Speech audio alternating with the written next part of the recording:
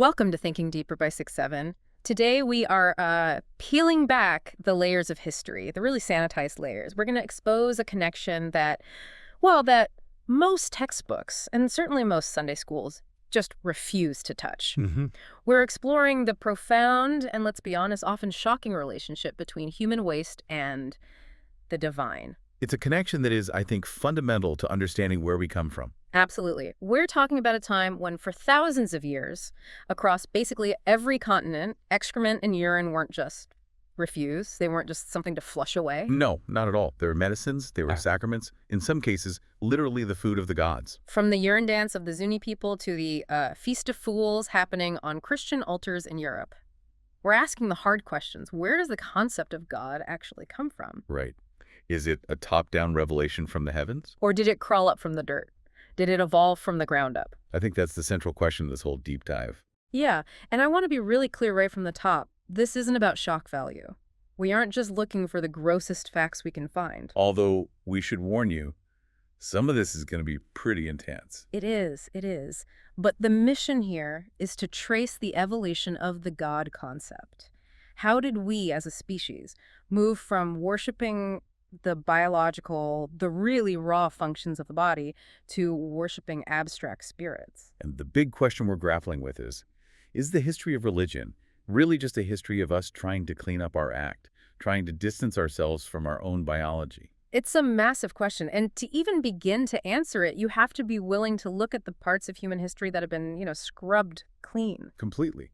We tend to view the past through this modern hygienic lens. But if you want to understand the origins of faith, you have to get down in the mud. You have to be willing to get dirty. And our guide into the mud today he's a fascinating character in his own right. We are deep diving into a book called Scatalogic Rites of All Nations. A title that certainly grabs your attention. It does. It was written in 1891 by Captain John G. Bourke. Now, when I first saw that title, my first thought was, okay, is this some weird Victorian guy with an odd fixation? But Bourke was the real deal, wasn't he? Oh, he was a very serious man. This was not a joke to him. Bourke was a cavalry soldier. He served as an aide-de-camp to General Crook during the Apache Wars. So he spent years on the American frontier. He lived in the dust and the grit. Exactly. But he was also a meticulous ethnologist, a scientist. He wasn't just, a soldier gawking at the indigenous tribes he encountered. He was studying them with a really sharp scientific eye. And he started to realize that what he was seeing on the frontier, these rituals involving waste, it wasn't unique. It wasn't an anomaly. Right. He saw a pattern. So he didn't just write a diary of his own experiences. He went into full academic mode. Right. He compiled notes from over 1,000 authorities. 1,000. I saw that in the footnotes. He's quoting Latin, Greek, Arabic, French, German sources. He was on a mission to prove a point. And his core argument is, it's really essential for us to get this right from the start. Bourke argues that these rites, the ones that seem so repugnant to us, they're not random acts of madness. They're not just for show. No. They are what anthropologists call survivals. They represent a primitive stage of religious development that he believed was once universal. So his thesis is that every single culture, including the most civilized ones of his day in Europe, passed through a phase where waste was sacred. That's it. That's the core idea. Survivals. So we need to unpack that term because it sounds like something straight out of Darwin. It's very Darwinian. It's the perfect analogy. Think of it this way. In biology, you have a vestigial organ, like an appendix or a tailbone. Right. It doesn't really serve a purpose now, but it tells you where you came from. It's a clue to your evolutionary past. Exactly. A survival, in anthropology, is a custom or a ritual that persists long after its original meaning or its original necessity has completely faded away. So Bourke is saying that when we find a ritual involving urine or dung, we are looking at a fossil. A fossil of a belief system. We're looking at a leftover from a time when humanity was, frankly, terrified of the environment. Yeah. And these substances, they were viewed as incredibly powerful tools to control reality. So the modern reaction is to just recoil in disgust. But what we should be doing is looking at this as a window. A window into the primitive mind, absolutely. You have to suspend your modern germ theory. You have to put aside everything you know about sanitation. To the early human mind, what we call dirt was often seen as the source of life itself. How so? Well, it was vitalistic. It came from the body. It had heat. It had a strong smell. It fertilized the ground and made plants grow. It was potent. It was powerful. And so if you want to understand how humanity created the concept of God, You have to realize that man created God in his own image. And that image, in the beginning, included the entire digestive system. that is a really pivotal point, especially for any skeptics listening, the idea that theology is just projected biology. It's a powerful argument. Okay, so let's get specific. Let's look at the event that triggered Bourke's, obsession with this topic. It's the urine dance of the Zuni people in New Mexico. This is the eyewitness account that really anchors the entire book. It's the moment it all clicked for him. He's in a Zuni pueblo, and he's observing a secret medicine order. They're called the Nehu. And just to set the scene for everyone, this isn't some dark, private ritual happening in a secret cave somewhere. No, not at all. It's happening in the main plaza, in Yeah. public. The entire community's watching this. It's a spectacle. And Bourke watches as these men, who are essentially the doctors or priests of the tribe, openly drink large quantities of urine and consume excrement. And he is, as you can imagine, completely floored. He's stunned. But he's also a scientist, so he waits. And afterwards, he approaches them, which must have taken some courage. And he asks them the obvious question, Why? why in the world are you doing this? And their answer wasn't because the gods told us to, at least not at first. No, their initial explanation was entirely practical, utilitarian even. They told him they did it to inure their stomachs. To inure their stomachs. So, to train their bodies. Basically, yeah. Yeah. They were conditioning their bodies to be able to accept any kind of food or liquid without getting sick. Which I have to say, if you're living in a harsh desert environment, that makes a certain amount of cold, hard, logical sense. If you can eat anything, you can survive anything. It's a form of survival training. Yeah. But Bourke didn't buy that as the whole story, did he? No, he felt it was too elaborate. It was too ritualized to just be, boot camp for the stomach. He theorized that this was a religious commemoration, a memorial. You have to remember the context. Yeah. The Pueblo peoples lived in these fortified villages, often built on high mesas or cliffs. For defense. For defense. They were constantly under threat of siege from other tribes like the Apache and later from the Spanish. And a siege means one thing above all else, Starvation. and thirst. Yeah. If you were cut off from the river or the spring, you drink what you have. Your own supply. Precisely. Burke's argument is that in those times of intense historical trauma, the ancestors of the Zuni survived by consuming their own waste. So this dance, it isn't madness, it's a memorial service. It's a dramatic reenactment of suffering and survival. Yes. That immediately makes me think of the Christian Eucharist or Passion plays. It's the perfect parallel. You reenact the trauma, the breaking of the body, the shedding of blood, the suffering, as a way to connect with the divine event. Absolutely. Early religion was almost entirely about survival. The gods were the forces that kept you alive. So if you survived a famine because you were willing to consume waste, then the waste itself becomes a vehicle of salvation. It becomes holy. It has to. The act of surviving on filth becomes a holy rite. The logic is inescapable. The logic is, this saved us, therefore this is of God. Or even more directly, this saved us, therefore this is God. Wow. And Bourke doesn't just leave it with the Zuni. He goes right to the Bible to back this up. He Yeah. brings up passages in 2 Kings and Isaiah. He does. He points out that the threats made during sieges are explicitly about this. The quote is something like, to eat their own dung and drink their own piss with you. It's the universal language of desperation. It is. And Bourke's argument is that once that desperation passes, the memory of what you did to survive remains, and it becomes sanctified. The origin, the starvation, is eventually forgotten or wrapped in myth, but the act itself persists as a way to touch that moment of divine intervention. Okay, let's pull on that thread of touching the divine. Let's talk about the gods themselves, because we have this very sanitized marble statue view of ancient religion. But Bourke devotes a massive section of his research to what he calls dung gods. And this is where the evolution of the God concept becomes so clear. We tend to think of God as a being of pure light, pure spirit, completely detached from the messy physical world. Right, above it all. But ancient gods were earthy. They were functional. They were in the muck with humanity. I think the most striking example he gives is Baal Peor. This is a Moabite god who shows up in the Bible usually as a bad guy god that the Israelites are tempted by. Yes, his name translates to the Lord of the Opening. Now, for centuries, biblical scholars the sources Bourke digs up are pretty blunt. They don't mince words. Not at all. They suggest that the offerings made to Baal Peor were, in fact, offerings of excrement, and that part of the act of worship involved exposing oneself and, well, breaking wind in the direction of the idol. It honestly sounds like a joke. It sounds like something a 14-year-old boy would make up as a religion. But you're saying this was a legitimate theological For system? them, it was deadly serious. Hmm. And to understand why, you have to put yourself in the mindset of an early agricultural society. What is the single greatest miracle of agriculture? That you can grow food from the ground. Right. You take dead-looking soil, you add manure, you add waste, and suddenly life springs up. Food grows. Society can exist. So the waste is the catalyst for life. It's the magic ingredient. It is the source of all fertility. Therefore, the god who controls fertility must be the god of the waste that fuels it. It's a direct, logical line. And it wasn't just them.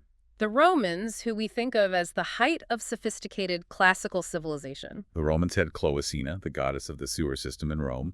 They had Stercutus, Circuhatus, I remember that one, the god of manure. the god of manuring the fields. And this wasn't some minor demon they were trying to appease.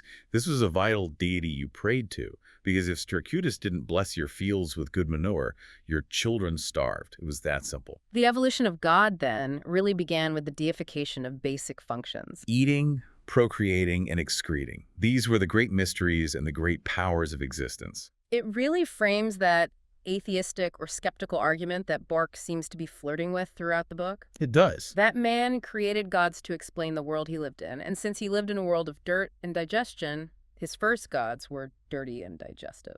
Exactly. And as humanity evolved, as our societies became more complex and, frankly, cleaner, we started to sanitize our gods. We wanted to distance ourselves from the animals, from the earth.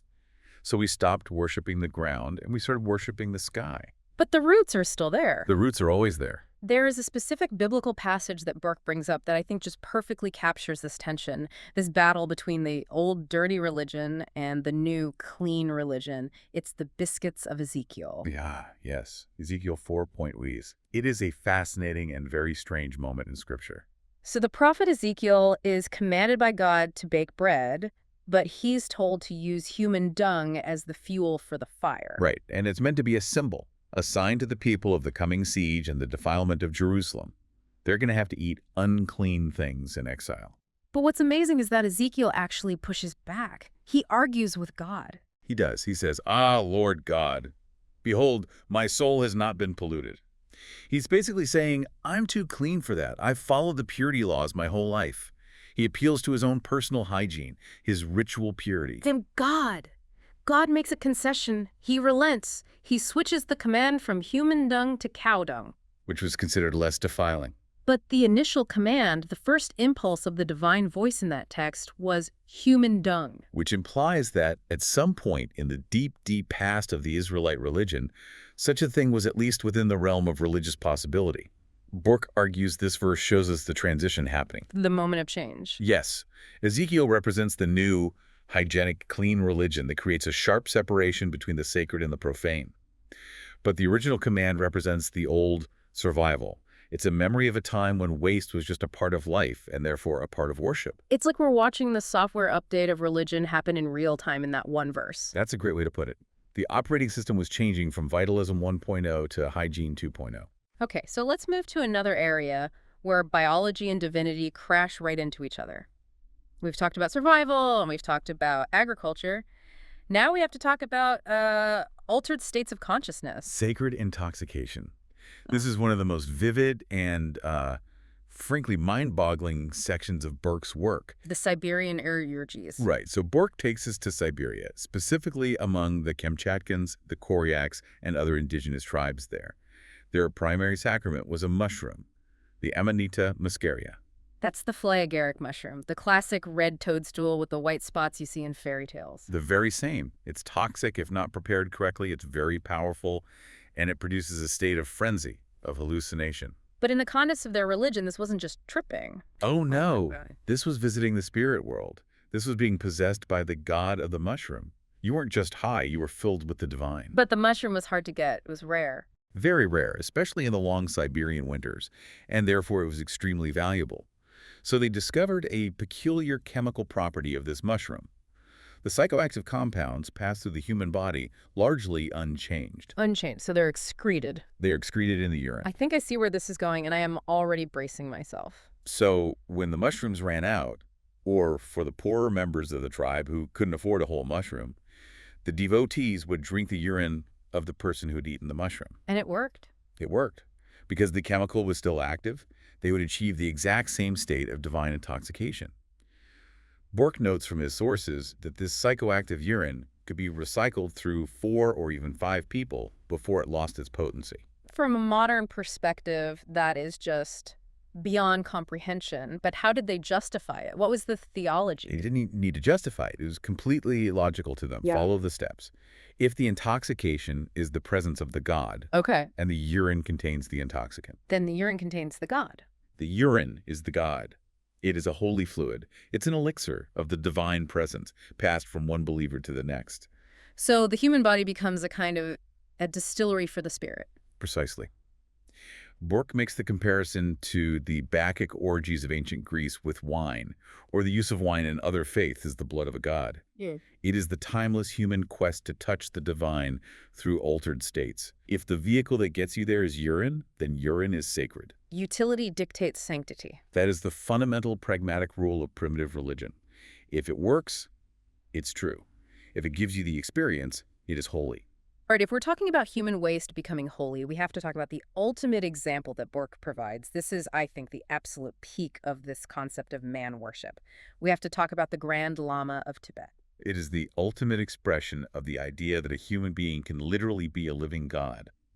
The logic is flawless if you accept the premise. And the premise is? The premise is that the Grand Lama is the reincarnation of the Buddha, a letting deity walking the earth. If you believe that, then his body is not like your body. His body is a temple. And therefore, everything that comes out of that temple is a holy relic. Everything. Bourke cites numerous sources, some from missionaries who are horrified by it, detailing how the Lama's excreta were collected by attendants. And then what? They were dried, powdered, and sold. They were put into little boxes and sold as pills of immense spiritual and medicinal value. Wait, sold to whom? People were actually consuming these. They were highly sought after. Consuming them was considered a physical form of grace. Again, just follow the logic. If the Lama is holy, his substance is holy. So to consume even a tiny particle of his substance is to absorb his divinity into your own body. It's a literal communion. It's the most literal form of communion imaginable. It makes me think of the parallels Bourke draws to India and the intense reverence for the sacred cow. Yes, the Panchakaryam. The 5 products of the sacred cow: milk, butter, curd, urine, and dung. In Orthodox Hinduism, the cow is the ultimate measure of all things sacred. So cow urine is used for purification rituals. Yes, for cleansing. And cow dung is used to smear the floors of homes, or even smeared on the body to make them holy. It is the exact polar opposite of our modern hygienic worldview. To us, bleach is clean. The sterile chemical thing is pure. But to the believer in this system, the dirt of the god, or the sacred animal, is cleaner than the purest spring water. It highlights the vast difference between hygienic cleanliness and ritual cleanliness. They aren't the same thing at all. They're often diametrically opposed. In these vitalistic religions we've been talking about, the waste of the divine being carries the vital spark. It carries the life force. To wash it away would be a sin. To consume it is the ultimate act of piety. So we've been to the American Southwest, to Siberia, to Tibet, to India. And it's easy, I think, for a modern listener to look at this list and say, oh, well, that's far away, that's exotic, that's other. Right. That's what those people did back then. But Bourke does not let us off the hook that easily. He brings this investigation right into the heart of Europe. And this is where it gets really uncomfortable for the Western listener, particularly the Christian listener. We like to think of European history as this straight line of progress away from pagan filth. But Bourke shows us the survivals were right in our own backyard. He starts with something called the Feast of Fools. Yes, a widespread medieval festival. It was often held right inside the churches on major feast days like New Year's. And it was basically a survival of the Roman Saturnalia, right? A time of reversal where the social order was flipped completely upside down. That's the theory. The low becomes high, the sacred becomes profane just for a day. And the details he provides are just wild. He describes priests dressing as clowns or women, dancing and singing lewd songs and eating sausages on the altar. And Bourke argues, based on his sources, that those sausages were meant to represent excrement. And in some of the more extreme accounts, they would burn old shoes or even dung in the censers. instead of holy incense. Inside a Gothic cathedral. Inside the Holy of Holies, it shows that even the church, with all of its immense power, couldn't fully suppress the old instincts. The filth instincts of the pagan past just kept bubbling up. It was a pressure valve. The common people needed a moment to revert to the old, earthy, chaotic ways. And then there's witchcraft. This is a massive part of Bourke's argument. He suggests that what we call witchcraft wasn't really devil worship, not in the way Hollywood portrays it. Right. This is a very important historical distinction he makes. Bourke theorized that what got labeled as witchcraft was often just the survival of older, displaced pagan cults. So when Christianity took over Europe, the old gods of the forest and the field didn't just vanish. No, they were demonized. They were rebranded as devils and demons. The god of the conquered people becomes the devil of the conqueror. Exactly. And so the rituals of the old god, which might have involved nature, fertility, and yes, bodily fluids, were suddenly relegated to the impure.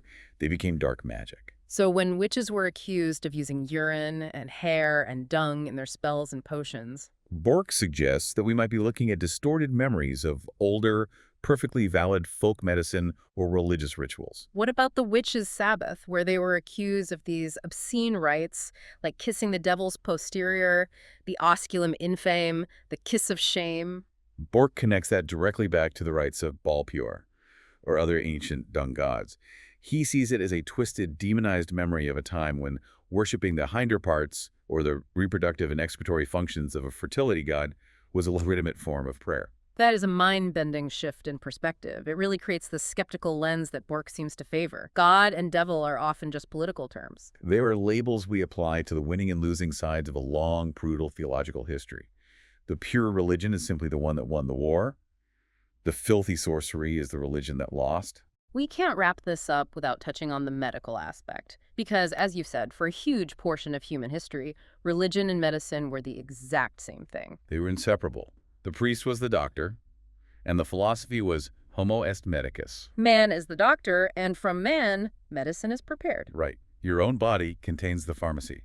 Bourke calls it filth pharmacy. And it was universal. He gives hundreds of examples. Urine was used to wash wounds, which actually has a slight scientific basis due to the ammonia. A very slight one, yes. But they also used dung poultices for inflammation. Drinking your own urine was a standard remedy for jaundice, for epilepsy, for all sorts of ailments. But why? Beyond the idea that maybe this just works, was there a deeper theological reason? Yes. For a very long time, illness was seen as demonic possession. You didn't catch a virus. A demon entered you. So the question becomes, how do you get the demon out? You make the house an unpleasant place to live. You make the house uninhabitable. Yeah. Exactly. By ingesting filth, by covering yourself in filth, you're essentially trying to gross out the demon. You are driving out the evil spirit by making its residence, your body, completely intolerable. It's theological shock therapy. It is, and this idea persisted for centuries. Bourke finds traces of it even in his own time in 1891, people in rural Europe still using urine for cosmetic purposes, or for superstitions about preventing witchcraft. So science eventually replaced this theological medicine. Slowly. It marked the great shift from superstition to observation. But it was a slow, messy, and often resisted process. So we've traveled from the pueblos of New Mexico to the frozen tundras of Siberia up to the high plateaus of Tibet and right back into the cathedrals and countrysides of Europe. It's a lot to process. It is. But if you pull back and look at the whole arc, what you were really seeing is the biography of the human species trying to understand itself and its place in the universe. And it feels like a story of cleaning up, of tidying up our beliefs. In a sense, yes. Evolution applies to religion just as surely as it applies to biology. We started by worshiping the earth and the body in all its raw, messy, vital functions. We worshipped what kept us alive: fertilizer, food, reproduction. And the dung gods. And the dung gods. But as we evolved, as our societies grew more complex, our needs changed. We began to crave abstraction, meaning something beyond the physical. We moved from dung gods to spirits of the air. We moved from vitalism to hygiene. But Bourke's main point, and the point that really sticks with me from this whole deep dive, is that we haven't completely erased the past. Not even close. We can't. The evidence of our origins is written into the DNA of our rituals, even the ones we practice today. We can measure our progress by how far we've distanced ourselves from these scatalogic rites, but we have to acknowledge that they are the foundation. You can't have the lotus flower without the mud. You really can't. And it forces you to look at modern religion, or even just our modern secular superstitions with a bit of a side eye. Bourke's work asks us to consider, are we truly free of these ancient, earthy instincts? Or have we just found more sophisticated ways to express them? That is the provocative thought to end on, isn't it? We look back at the Zuni urine drinker or the medieval peasant with shock. We think, how could they possibly believe that? How could they do that? Right. We feel so advanced. But 1,000 years from now, our own descendants might look back at our rituals, our beliefs, maybe even our own medical practices or political rallies with the exact same stunned disbelief. We might just be the savages they're studying in the future. We almost certainly are. That is a very humbling thought to take with you. Thanks for listening to Thinking Deeper by 6-7.